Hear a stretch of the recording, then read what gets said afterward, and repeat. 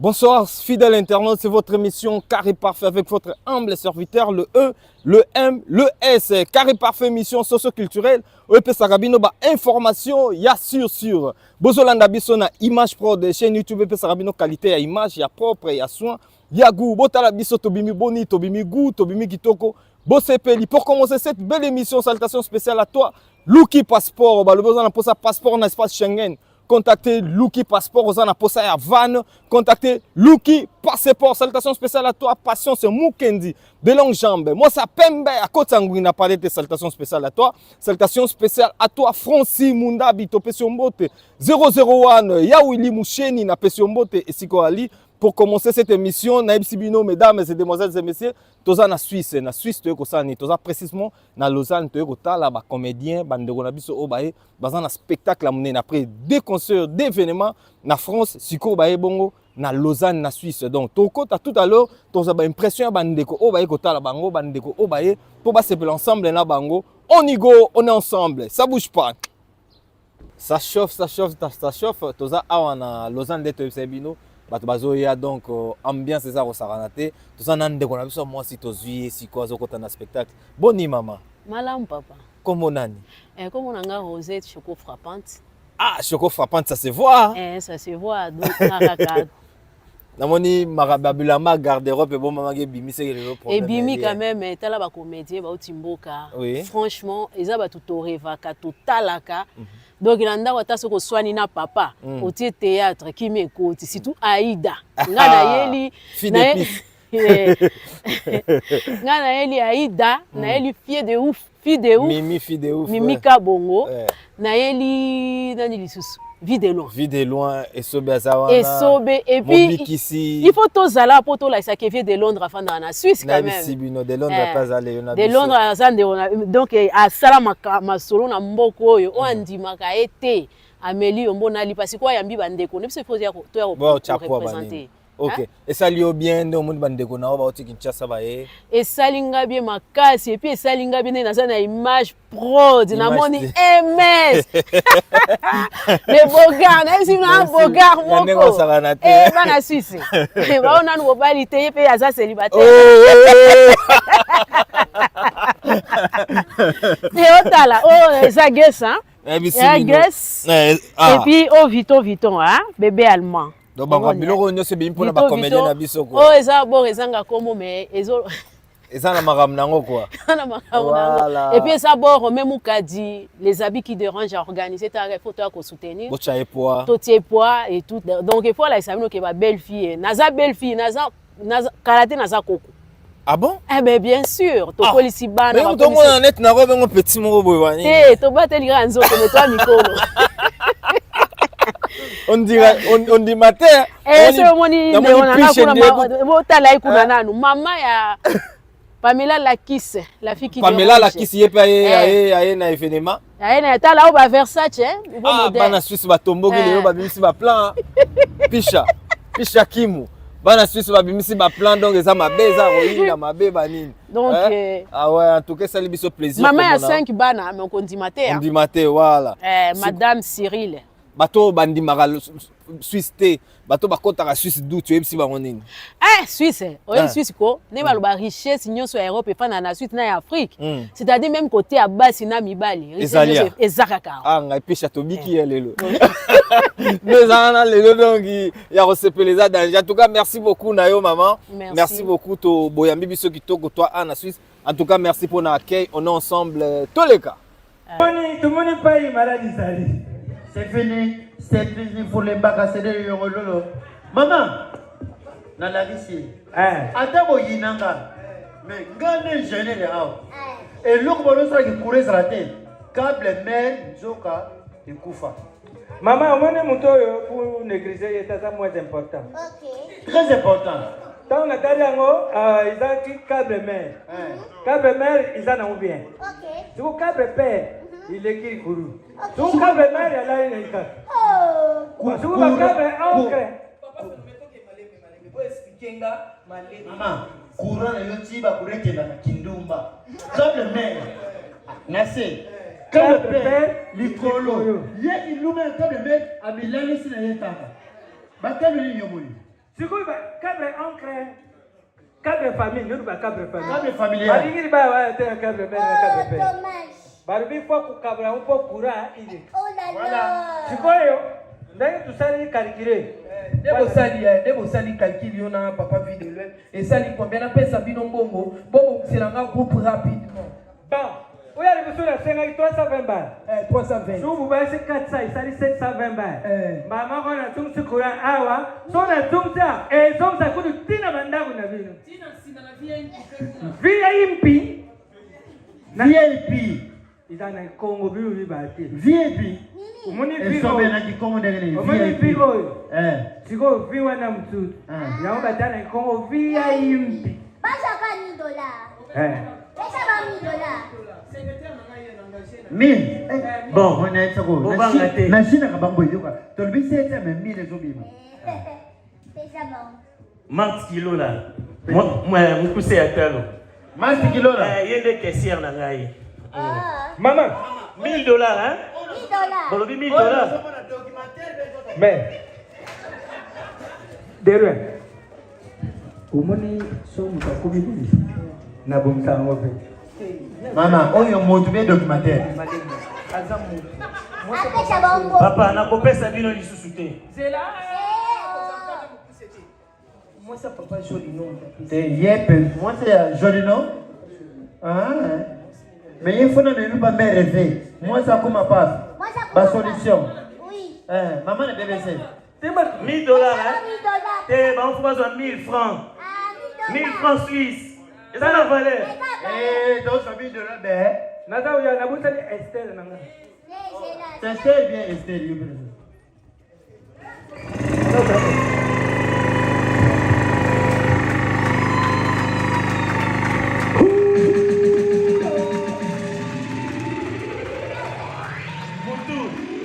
C'est la tête. C'est la tête. C'est la tête, pas moi. Hein? Mais c'est la tête même à coloter.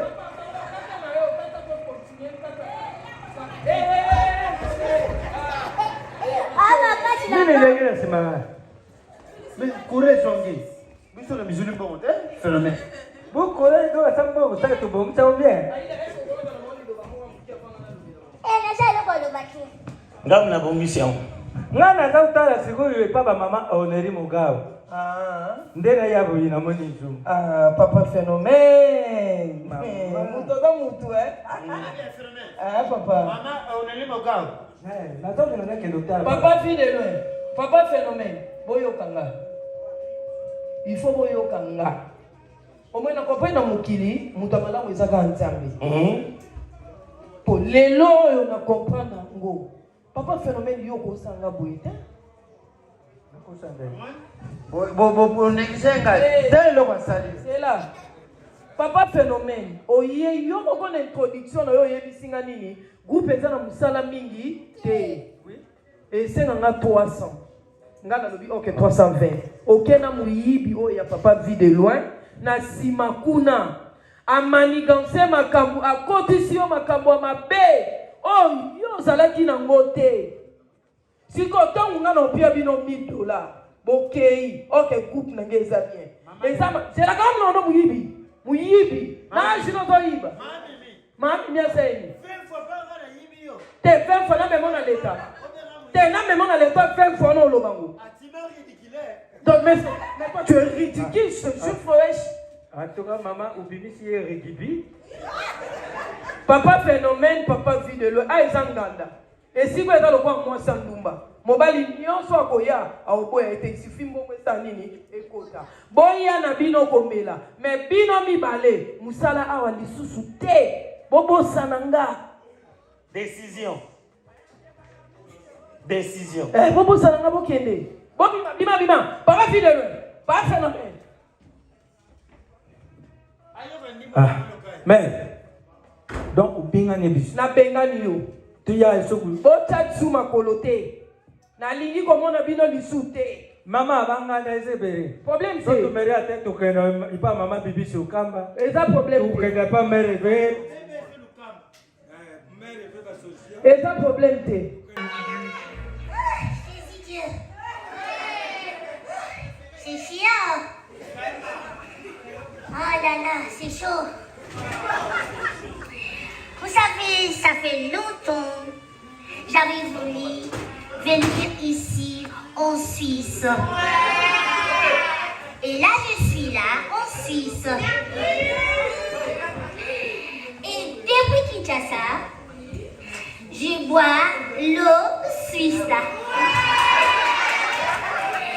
Et j'aime marcher en Swissmart. Qui connaît Swissmart? Oh là là, tu connais pas Swissmart? Non, t'es sérieuse? Alors, je vais te montrer. Voilà. Mais là, ce soir, je suis ici. Vous savez, quand j'étais en France, j'avais dit je vais lire, mais j'avais pas lire. Vous savez pourquoi? Parce qu'il faisait noir. Mais là, maintenant, là, je vous vois.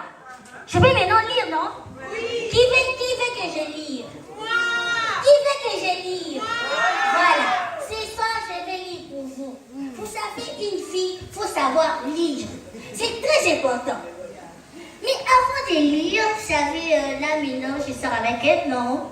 À Berlin, je sors avec un blanc. Et moi, j'ai pensé que c'était seulement pour la France. Alors ça continue. Même ici, il m'a invité dans un restaurant. J'ai mangé, j'ai vraiment mangé. Après, il a répété la même phrase. Il m'a dit « on ». J'ai dit « on quoi ?» Il m'a dit « on ». J'ai dit « on quoi s'il vous plaît ?»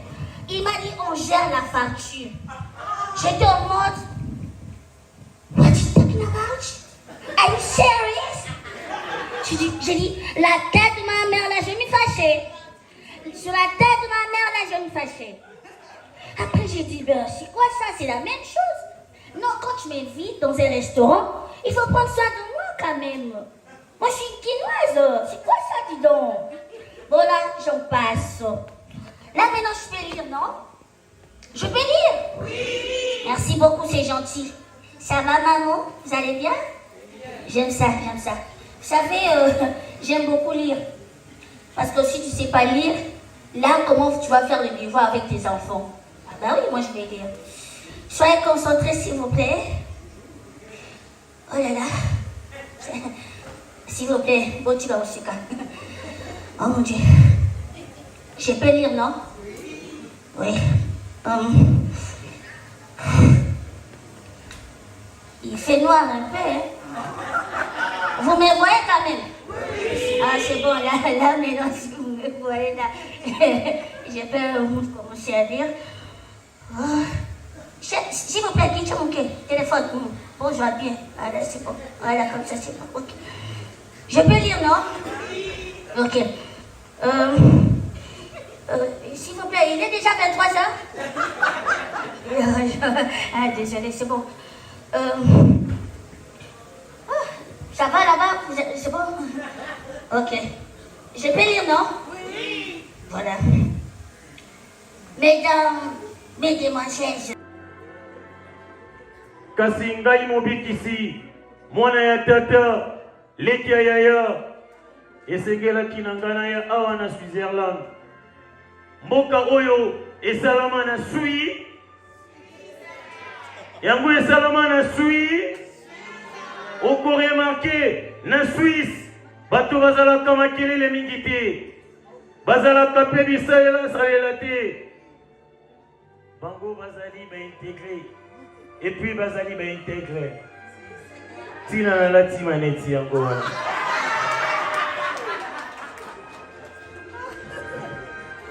Mwasi keba na kofi na nga lisu nazali na makofi mabe oyo evimbisaka lisu kasi lipo nsima nango ekozalelo inge bongo bengi ngai na deklare mwana wana nazali koloba na bino kaka na masese. BBC Lukamba tika tata apambola yo na tata na yo kumwa papa na mama na yo ba solution eve lelo esengelaki nalakisa bino molongani na ngai oyo mingi bakanisaki ete mobikisi Azangabo, Mobikisi, Abeta Kabunya. Nazamutu Abunya te. Naibi Peswahili te. Azali Kopusana. Azali Kopusana. Malembe Kiba. Pour l'année au bombier dans Funga. Tous en hiver, oui, c'est du printemps. Boya Mobikisi yo.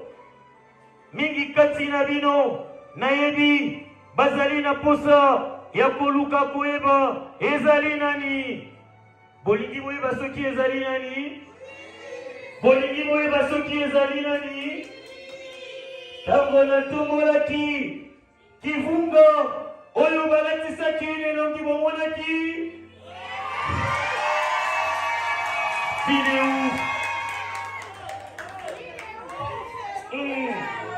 Moi si azanga mukua. Ntuni na ntuni. Obeti lokola BBC Lukamba. Okoti mudungu te boy. Solo. Ye azali na mwasi na ngaite na kosibino. Ndenge bomoni ye boye. Ye azali biro na ngai. Ye azali partenaire na ngai. Natambolaka na ye bisika nyonso. Santos Dejoura. Kasi azali à vendre.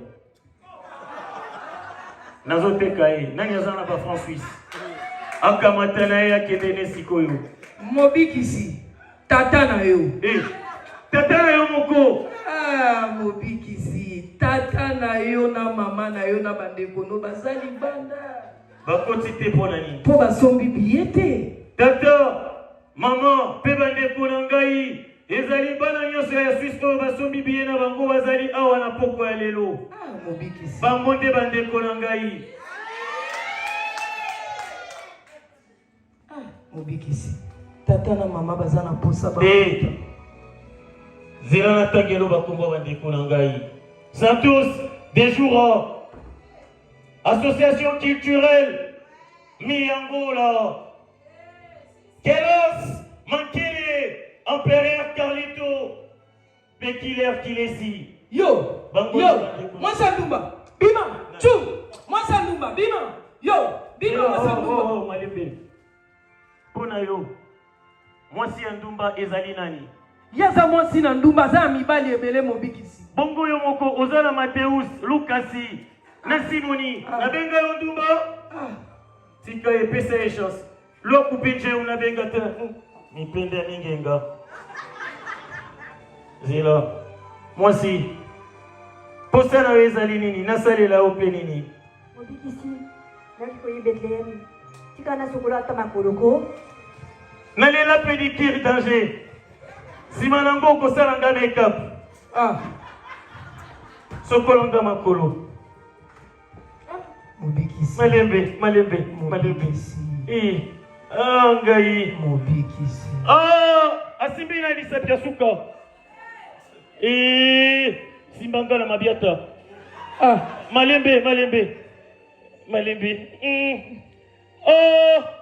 Yuka.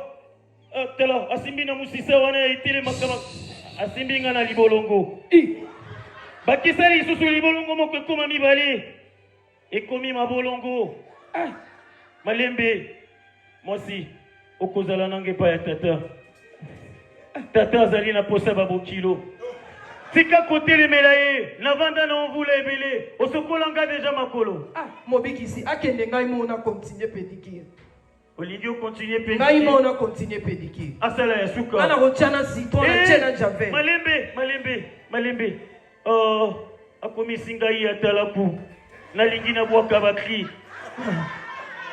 Nazolo bakaka na masese. Mobikisi. Atika nga na sa. Tika kobenga na ye, boni kosala elezuwa boye. Na osa elezuwa neni, tika nga pe na sa. Oye komi tu na nga.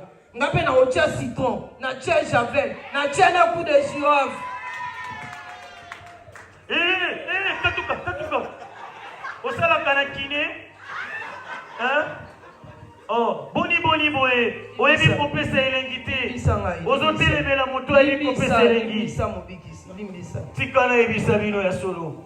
Mi pesa na oya pesi yo elengi. Oya kabeli yo elengi. Akoki pe koleka oya pesi yo doki. Nalobi na bino na bisisi. Eko banda kozala pe kaka na lisese. Mama, tika libota na yo landa ngai. Esengeli makambo ya boye ezonga tozalaki na Paris, lelo tozali na Suisse, na Lausanne. Bomi beteli nanu maboko bino moko. Beteli susu maboko. Beteli susu maboko. Na yango ndeko mobali pusana, pusana. Yo wana kuno lati basoda. Yaka. Pusana, pusana. Molimo ya tate etindi ngai. Telemano kaka awa, pusana boy. Nasala miracle. Bato nyonso bamona.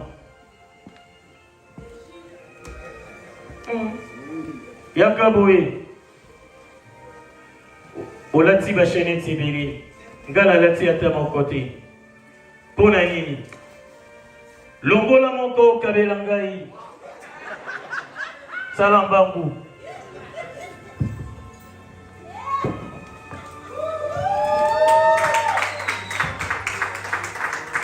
Nasengi Sheneta pesima yaka asali mabe Tikatata pambola bino ezalaki mobiki simona tata Oche pieto moni yango Masali Jean-Claude Van Damme, il est un tellement à danse. Vraiment. Est-ce que vite fait. C'est quoi babiso na ndenge yalo baki pakolos na ko benga pe akadiga sa matia pakoli na ndenge tembe ulali. Ça dit nga tembe. Yo tembe na benga lo kadiga sa matia wa pakolo no la Elena za te représenter ga. Ça dit nga tembe. Vite fait King Egler featuring na Kulutu, c'est possible. Mais ça dit nga moni ça dit na ko boelo moto no wana ba vie ba prêtre na biso. Ça dit va pas ba vie quadra ba vie na biso ba lokwa ba vie wemba. Ça dit on est ba légende. Tu vois? Ça dit vraiment ba tout lève les armes. Vite fait, moi morceau moko ya grand prêtre ce qui est dérangé t'es.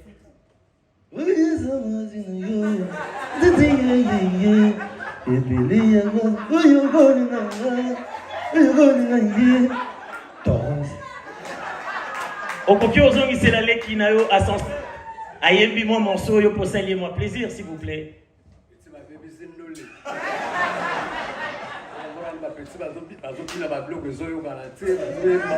Donc bazo bercer merci yoga ba